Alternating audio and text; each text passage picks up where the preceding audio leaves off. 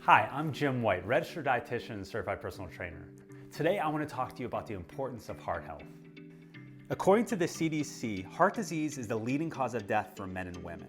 In 2021, 695,000 people in the United States died from heart disease.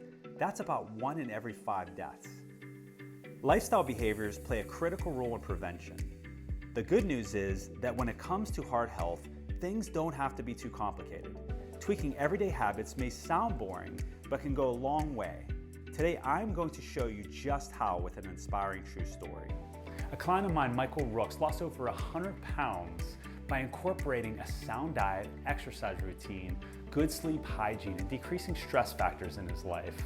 These lifestyle hacks not only helped Mike reduce the risk of heart disease, but greatly improved his quality of life.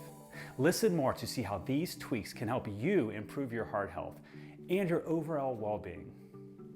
So Mike, keeping a healthy weight is important in preventing heart disease, as extra weight can put extra stress on the heart and the blood vessels. However, long-term weight loss and weight management can be really challenging. There was a study showing that 80% of people who lost weight usually regained it in 5 years. So can you tell everyone how you lost 100 pounds plus, and how are you keeping it off now? Yeah. So much like yourself, I track everything I eat. I make sure I don't exceed 2,200 calories.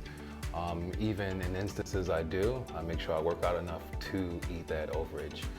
But yeah, I eat largely the same foods. I don't restrict myself from anything. So you stick with the whole foods diet, so no restrictions. You're seeing a lot of people that lose that amount of weight just start cutting all their food groups. And we know that dairy is important for improving muscle and bone health, and then we have a lot of our fruits and vegetables decreasing cancer, and our whole grains for our heart health. So I know since I've known you, you've not said I'm not eating this or that. You've still incorporated just in portion size. Yeah, so instead of late night grabbing a bowl of cereal or making a peanut butter and jelly sandwich, I will grab a cup of yogurt or a tube of yogurt instead. But yeah, I don't restrict myself from any food, so I'm still eating everything. The meat groups, the grains, the fishes, everything. Awesome. Now we know exercise is vitally important for heart health.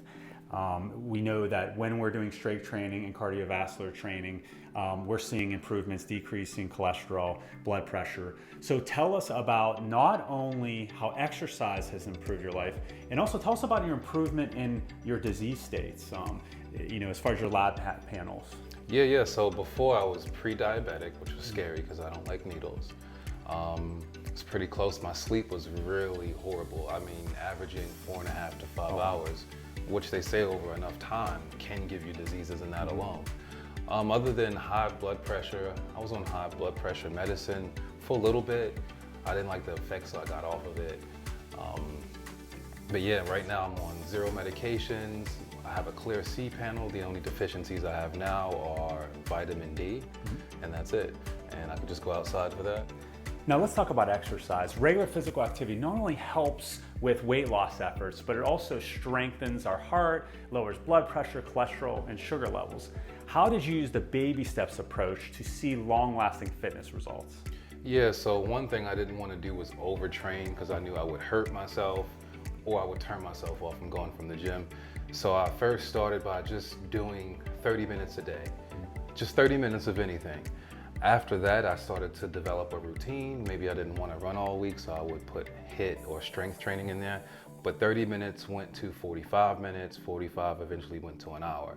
So baby steps helped me in terms of figuring out that routine for this lifestyle change, not taking on too much, and really finding a rhythm. Since there isn't a goal, I kind of want something sustainable. And the one thing I love about your results is that not only did you lose the weight, but your muscle actually increased. And I know when I started putting you on more animal proteins, such as chicken, eggs, fish, and a lot of dairy, it has leucine in it. So that increases, it's a branched amino acid that actually increases muscle.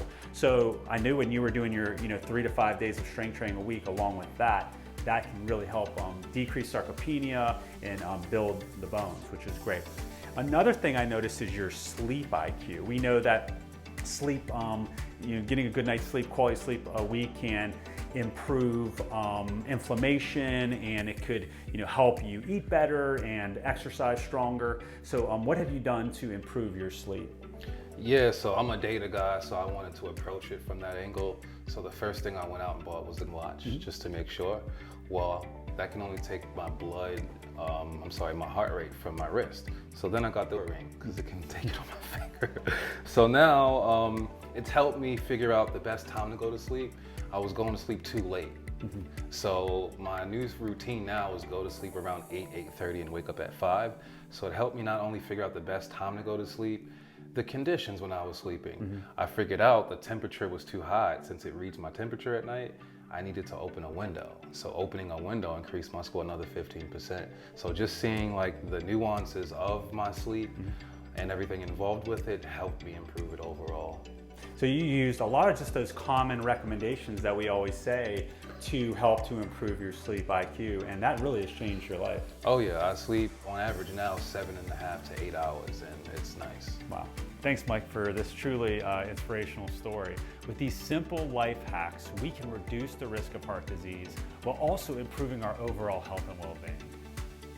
This interview was supported by the National Dairy Council, a nonprofit organization dedicated to nutrition research and education.